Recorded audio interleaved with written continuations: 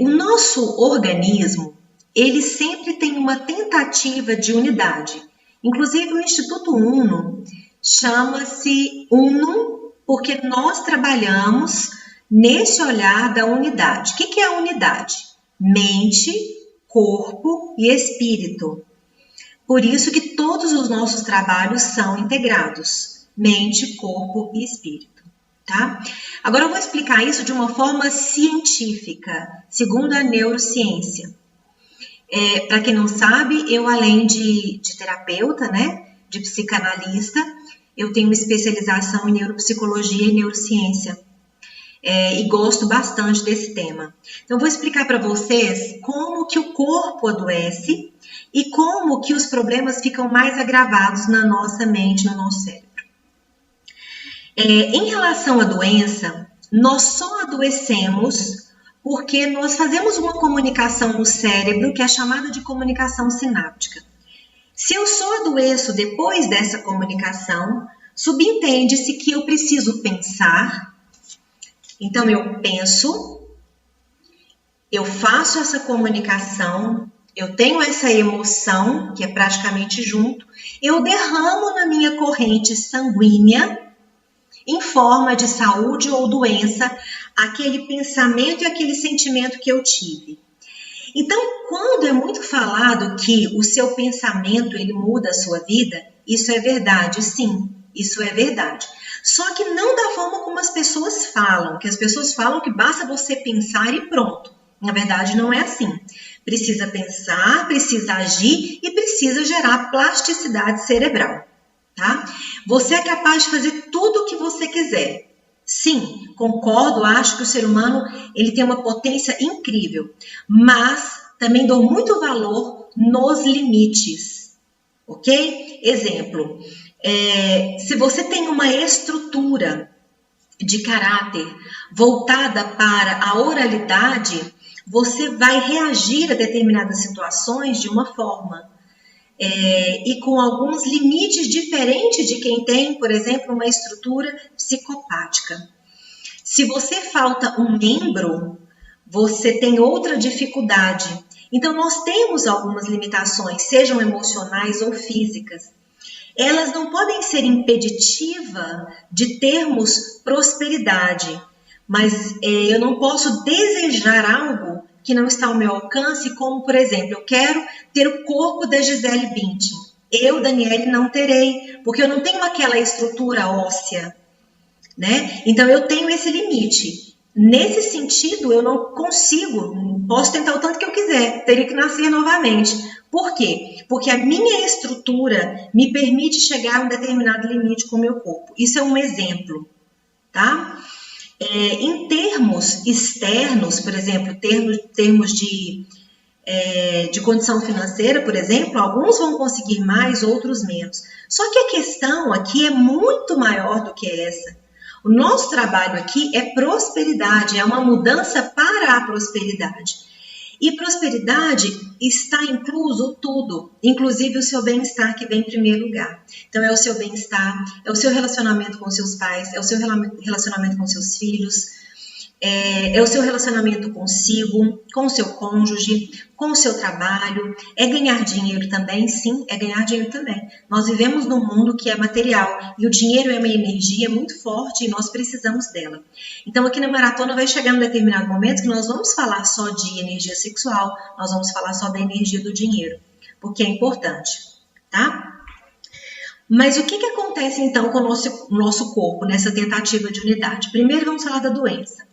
Nós adoecemos quando essa comunicação ela não consegue fazer unidade com a minha mente e o meu corpo, tá? Não é cérebro, é mente.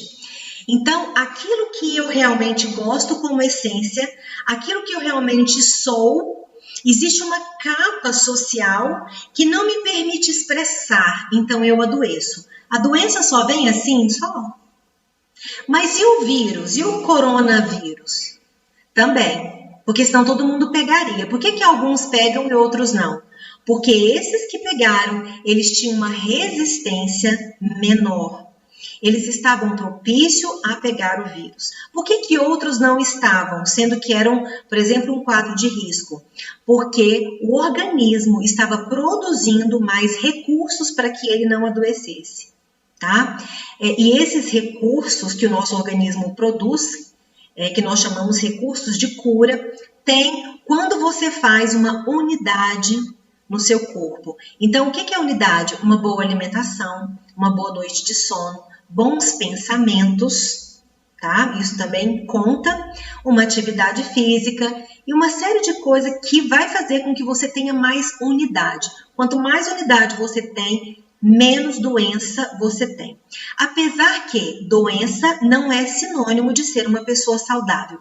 Temos pessoas fisicamente bem, emocionalmente péssimos. Então não tem uma saúde. Saúde é igual a prosperidade. Você pode estar hoje gripado e ter saúde. O seu corpo só precisou, portanto, de uma descarga. Isso que eu estou falando é em relação à doença física, tá? Agora vamos para a questão emocional. Quando você passa por um problema, o problema na realidade não é o problema. O que é o problema? A reação que você tem diante do problema. Entenderam isso? O problema maior é a reação que você tem. Porque você, ao invés de tomar uma distância, esfriar a cabeça e pensar, você vai usar uma desculpa de que, eu sou muito coração. Não, falta muito razão então, né? Então eu preciso trazer a razão, eu preciso dar uma pausa. Para eu começar qualquer coisa na minha vida, eu tenho que dar uma pausa. Então, eu dou essa pausa, eu respiro, então eu vou ter uma ação maciça. Os problemas, depois de resolvidos, eles costumam ser muito menores. Você já deve ter passado por essa experiência. Que depois que resolveu, você falou, nossa, não era tão grande assim o problema. Mas a visão que nós temos é uma visão pessimista, na maioria das vezes. Então, tem gente que tem um probleminha, mas quase morre por causa daquilo. E porque quer também o aplauso, né? Quer também o olhar dos demais. Às vezes, a gente quer esse olhar sem perceber. Então, a gente pega um problema e a gente vivencia aquele problema. E tem um detalhe que eu costumo falar muito, que é o seguinte. Tem pessoas que acostumaram tanto com o sofrimento que têm dificuldade de ficar num quadro bom. Essas pessoas gostam de passar pelo estado de estar sofrendo. Então, elas têm a dificuldade, o narcisismo está no sofrimento, elas têm a dificuldade de sair do problema. É como se aquele problema fizesse com que ela fosse exaltada. Vamos dar um exemplo do casamento. Tem mulheres e tem homens que gostam de falar que o cônjuge é ruim, que proíbe que ela faça algo. Por quê? Porque isso alimenta o ego dela. Entendem? Então, você se diminuir, às vezes você está se exaltando. Porque tem pessoas que se diminuem para alimentar o ego e automaticamente se exaltar. Então, se colocam de vítima, de coitada. Então, as pessoas falam, nossa, coitada, aquela pessoa sofre tanto com o marido, né? É tão boa. Então, essas questões a gente tem que olhar, porque senão nós não estamos inteiros. Então, vou repetir. Na tentativa, segundo a neurociência, na tentativa de fazer unidade entre a mente e o corpo, eu não conseguindo fazer isso, eu vou somatizar. O que é somatizar? Transformar a minha emoção em uma doença. E o problema? O problema se intensifica quando eu olho para ele dessa forma. Quando eu pego uma pausa, eu respiro, eu começo a analisar, o problema diminui. E uma boa dica, anota seu problema num papel. Ele costuma ficar menor porque você visualizou. Lembra que eu falei numa live que o nosso cérebro só entende símbolo. Então a gente trabalha com muitos símbolos aqui. Por isso que a gente fica dando esse tanto de tarefinha para vocês, não é à toa. É porque o cérebro entende muito mais a parte simbólica, tá?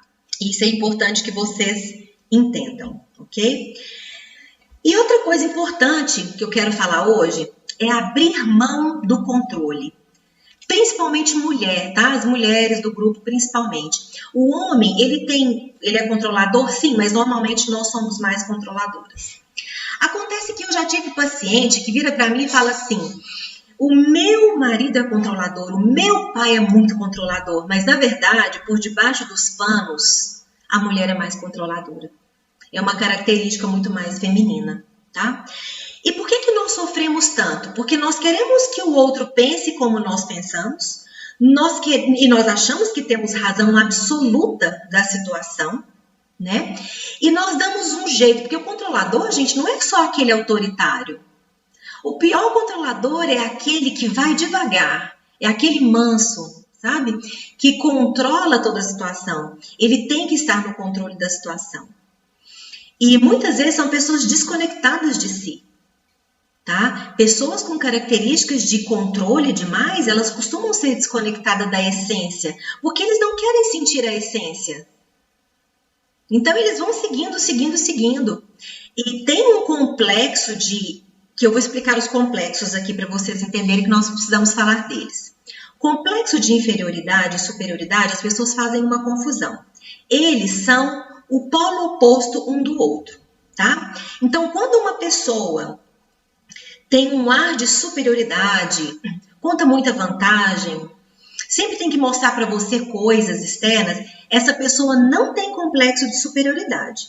Essa pessoa tem complexo de inferioridade. Por isso que ela precisa se demonstrar maior.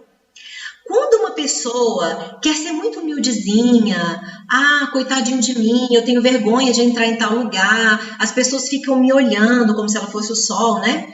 Essa pessoa parece que tem complexo de inferioridade, mas não. Ela tem complexo de superioridade.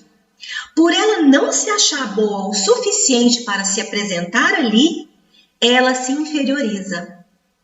Ok? Então, lembre-se, os complexos são invertidos, tá? Complexo de inferioridade com complexo de superioridade no seu cérebro é invertido.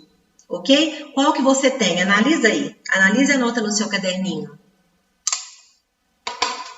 Analise e anota no seu caderninho qual que é o complexo que você tem. Vamos ver se você consegue identificar, tá? Então, pessoas com complexo de inferioridade são aquelas pessoas que acham que sabem tudo, que gostam de falar de tudo, que gostam de se mostrar e aparecer. Essas pessoas são mais controladoras. Essas pessoas têm se bem que os dois complexos têm muito controle, tá? Essas têm um controle mais aparente, tá? E esse controle, ele te faz sofrer, porque as pessoas não vão pensar como você. Isso é muito comum entre religião, futebol, né? As pessoas têm muito essa questão de querer provar que ela está certa por A mais B, sem dar margem, pelo menos, para ouvir a opinião alheia, porque ouvir não quer dizer que você vai concordar, mas quer dizer que você terá uma empatia de ouvir, né? E você, às vezes, gente, eu já tive paciente que veio conversar comigo e eu falei assim: eu te entendo, mas não concordo. E a pessoa virar para mim e falar o seguinte: se você não concorda é porque você não entendeu. Olha o grau da soberba. Então, se eu não concordei com ela, é porque eu não tinha entendido. Ela não viu a possibilidade de que eu pudesse ter entendido, mas não concordado. Não tinha essa possibilidade para ela. Isso é um controle tão grande que vocês vão acabar metendo os pés pelas mãos. Por quê? Porque as pessoas não vão obedecer você o tempo todo. É uma criança mimada. O pessoal está comentando aqui, nunca tinha pensado nisso, né? Tem gente que já se identificou com o complexo. Gente, o nosso cérebro, ele é tão bonito, ele é tão perfeito, e eu adoro tanto falar desse assunto, que se a gente parar para estudar, vocês vão ver o quanto tem de beleza e o quanto o senso comum, que é a mídia, que é isso tudo, veio estragando, veio tirando essa oportunidade de nós nos conhecermos de fato. Hoje eu estava assistindo uma palestra e a pessoa falava assim: porque todo mundo é capaz de ganhar 1 milhão. E aí eu fiquei pensando, eu falei, como que eu trabalho dessa forma, fazendo a pessoa entender que ela é capaz mesmo de ganhar, mas ela, durante esse caminho, tem todos os empecilhos que não são falados. E aí o que acontece? A pessoa anima, quando ela não consegue, ela se frustra. E ela pensa que é ela que não consegue. Mas não é isso. É porque ela não sabia que tinha esses limites, que esses limites precisariam ser trabalhados. Né? Então eu quero deixar para vocês aqui o seguinte, que a gente vem entregando algumas chavinhas. A primeira chave para a mudança foi o silêncio. Tá difícil? Faça silêncio na mente, cesse os pensamentos compulsivos. Né? Depois a segunda chave foi a honestidade, de você ser verdadeiro com você mesmo, de você tirar as camadas de mentira que existem sobre você, ser autêntico.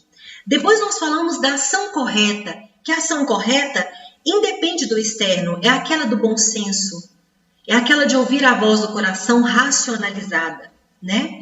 E depois nós falamos, por fim, sobre a não violência, o quanto você machuca você para manter uma imagem, para ser bonzinho, né? O quanto você machuca a sua alma, deixa de ser a pessoa que você quer ser. E aí nós fizemos dinâmica da criança para você lembrar qual que era o seu sonho. Era ser poeta, era ser escritora, era ser bailarina, astronauta, né? Qual era o sonho da criança? Como que isso se perdeu? E depois nós vamos falar, se não me engano amanhã ou depois, sobre o amor consciente.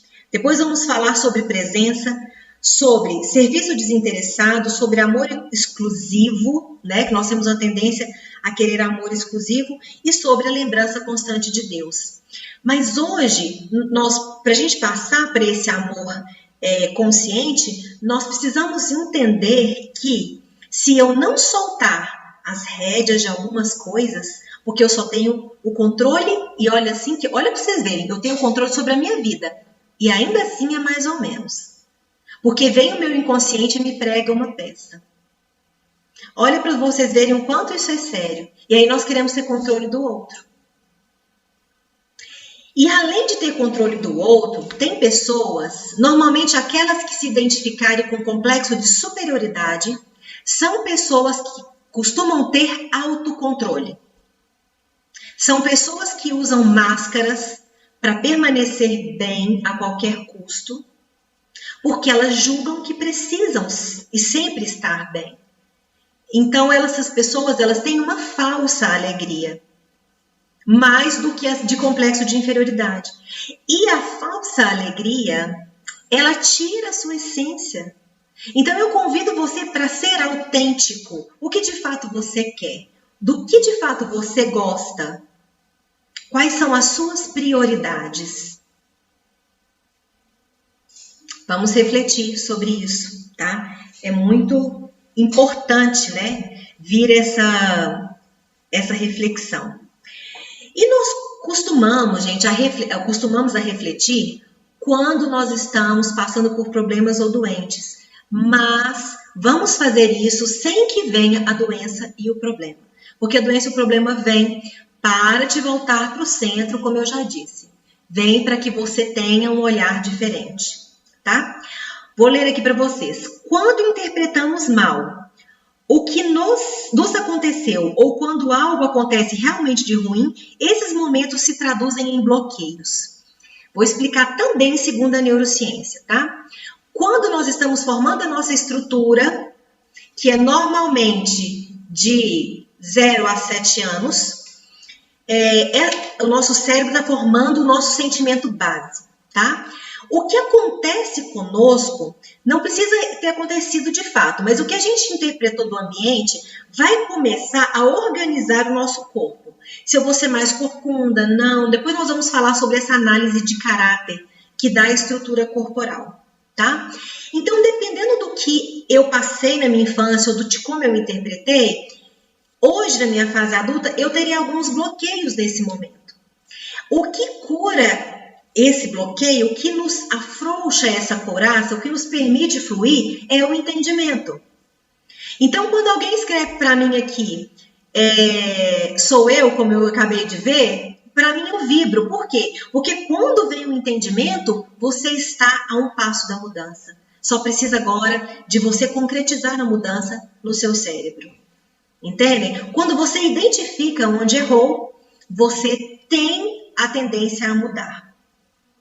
Tá? Então, pense os momentos em que você foi controlador, que tinha que sair do seu jeito.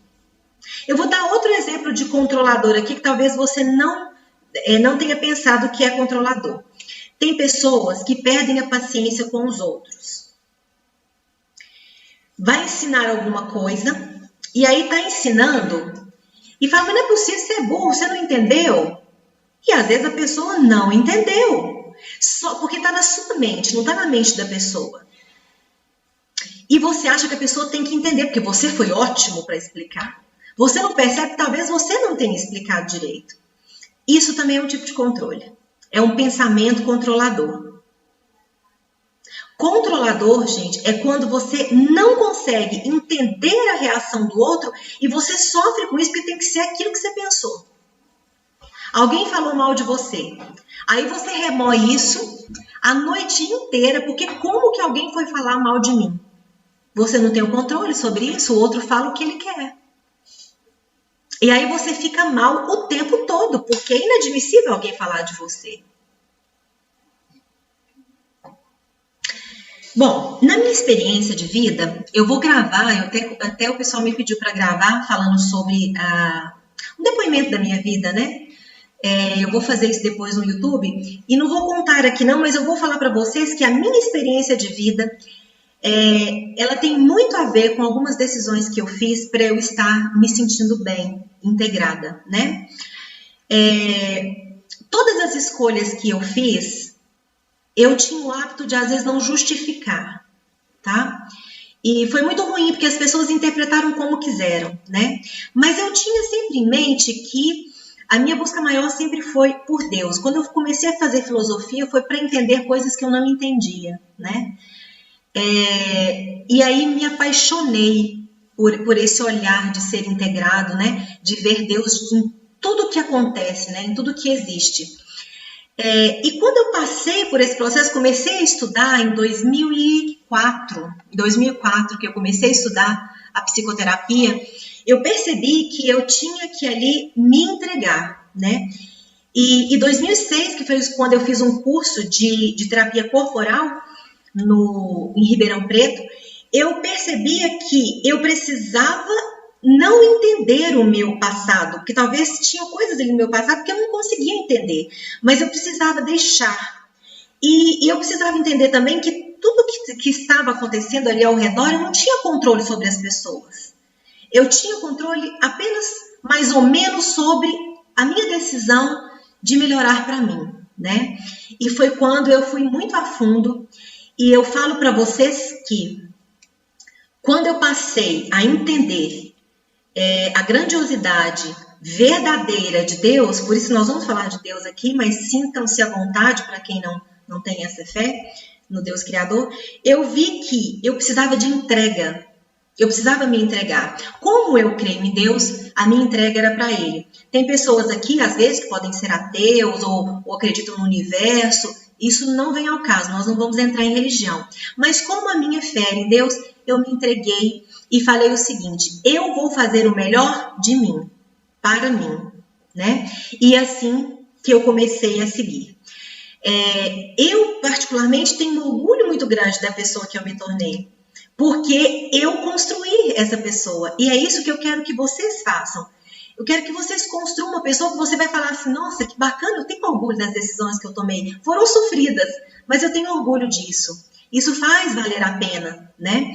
E tudo que vocês forem fazerem com amorosidade. Saia do controle, permita que o outro te mostre o que ele quer te mostrar. Você não precisa concordar, mas permita que o outro consiga conviver com você de uma forma gostosa. Permita que o outro possa falar. Permita que o outro possa fazer uma crítica. O meu avô, Vantuir, que eu amo de paixão, ele já faleceu, uma vez ele falou para mim assim, e justamente nesse momento, né, que estava muito turbulenta a minha vida, ele falou assim, minha filha, se alguém falar mal de você, você se cala se for verdade. E se for mentira, você se cala, porque é mentira. Ou seja, e ele gostava de contar caso, porque esse caso deve ter demorado 1 hora. Eu só resumi aqui na frase que me interessou muito. Ele quis dizer para mim o seguinte: faz silêncio, não interessa se é verdade ou mentira. A gente não vai conseguir ficar provando por A mais B tudo o que nos acontece. Então, o que é importante disso tudo? Você está bem? Você está feliz? Não importa o que o outro ali de fora está pensando. Como que você está? As suas escolhas, elas estão te levando para onde você quer estar? Porque se não estão, muda a rota. As suas escolhas daqui 5 anos, onde que você quer estar? E o que você vai fazer para isso? Hoje, o nosso desafio é unicamente sair do controle. É unicamente começar a olhar para a pessoa com empatia. E por mais que você ache absurdo o que ele fez ou falou, você não tem poder sobre ele. A nossa tarefa de hoje é: saia do controle, descansa, relaxa. Saia do controle. E eu gostaria de frisar de novo: vamos continuar a nossa dietinha da dopamina. Vamos continuar a atividade física, que pode ser 1 minuto, 2 minutos. Tem gente que fez 40, 30, 20, é ótimo, tá? E vamos continuar nessa maratona com o pique total, ok? E eu convido vocês hoje a descansar. Descansa a mente, descansa o corpo, saia do controle. E eu gostaria também que vocês, se puderem, fazerem mais leituras a respeito dessa unidade do ser. Se precisarem de material, tenho algumas coisas aqui. Porque quanto mais nós entendemos a unidade do ser humano, a potência que nós temos, mais nós temos facilidade para lidar com os problemas do dia a dia. Porque depois da maratona, os problemas não vão sumir. O que vai acontecer? A forma de você encarar os problemas, a forma de você lidar com os problemas, aí sim vai mudar. E isso muda tudo, porque é a começar em mim. Bom, então, agradeço muito. Nós estamos acabando às 19h40, né? Pelo menos aqui no meu, porque para você chegou um pouquinho depois, porque nós começamos às 19h10, tá ok? Então, um beijo carinhoso para vocês.